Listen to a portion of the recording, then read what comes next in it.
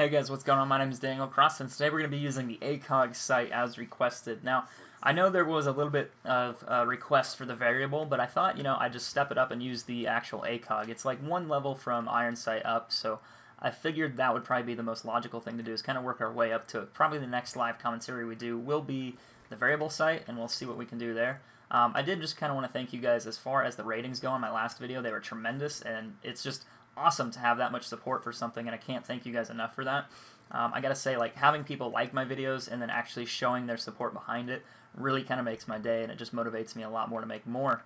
So hopefully I can get this ACOG gameplay out of the way, and we'll work our way up to the next one. The biggest thing I gotta tell you guys right now is the ACOG is not the easiest weapon to use. I need to run away here because he's got a pistol. There we go. Don't chase in free-for-all. That's always a constant mistake that I see people making, and people make really dumb mistakes when they want to get a kill, so try not to do that. Come on, kid, walk around the corner. Not right now, that's not good. Alright, so we need to go back over there, and I'm going to talk a little bit about the ACOG scope, what I like and what I don't like, and I've noticed that it's a decent scope. In all honesty, it's okay. It's not like COD 4 ACOG. COD 4 ACOG gave you +5 damage. You will get a lot of hit markers with this. It's just going to happen because you need to take the time to aim. If you don't take your time to scope in all the way, you're going to miss, you're going to get hit markers, you're going to shoot them in the wrong spot. And that's the biggest thing I can stress, is actually getting the scope fully zoomed in before you shoot. You have to get your timing down. The next biggest thing is the actual scope itself has a little bit of sway on it. So it's not going to be like a regular scope. You have to actually take a moment, breathe, and then aim and fire. Normally with any other quick scope, all you have to do is pull the scope up and it goes to the center of your screen.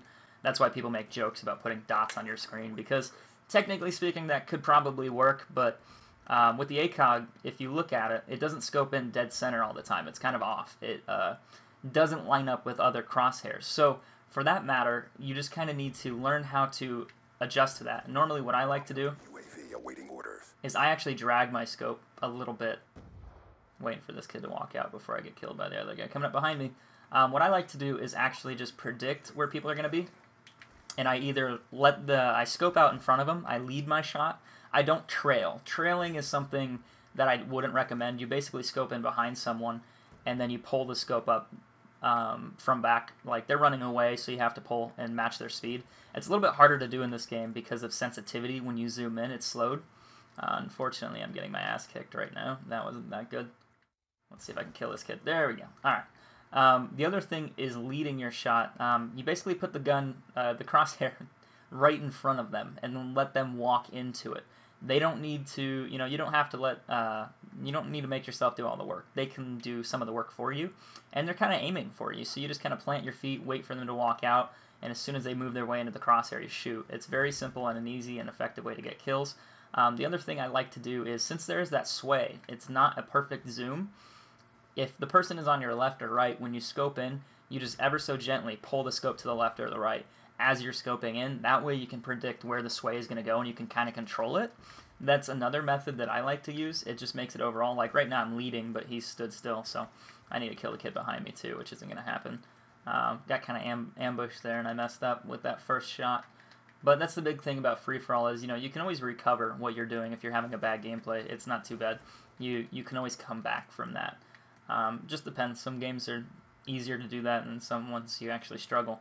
But now I know where he's running, so I zoom in front of him, and I wait for him to line it up on his own, and then I just pull the trigger. It's very easy to make them work for you.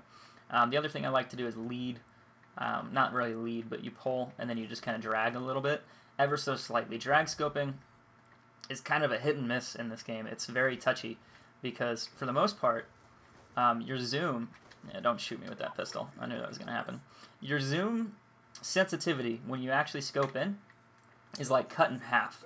I don't really think it affects the actual ACOG, but with your full scopes and other weapons like that, it does. Kind of trailing here. The one thing I don't like about trailing is it's a little bit harder to make up. Let's see if I can catch these two guys. So he's going to walk in there, and I'm just going to place that. And I'm waiting for him to walk around the corner, but it looks like he's just going to camp back there. So I took care of him. It wasn't that big of a deal. Waiting for him to walk in front of me and get that shot. So it's not too bad. But your sensitivity when you scope in is about cut in half. It's not like the end of the world, but it does kind of hurt you when you're trying to lead shots or trail behind people. So try to keep that in mind. If you zoom in a little bit in front and pull toward them, it can benefit you a little bit more. Anyway, guys, this is Kross. I hope you enjoyed this gameplay. If you want to see more or recommend the next setup that I use, please leave a comment. And if you guys want to support the video, go ahead and leave a like on it. I do appreciate that. It does motivate me to make more videos. If you guys actually support them, I can tell what you like more, and then it kind of motivates me to make more of those similar videos, guys. I love this live session, so hopefully we'll get a couple more of these. 30 and 8, that's not a bad way to start the day. Anyway, guys, I'll see you soon with another video. Take care.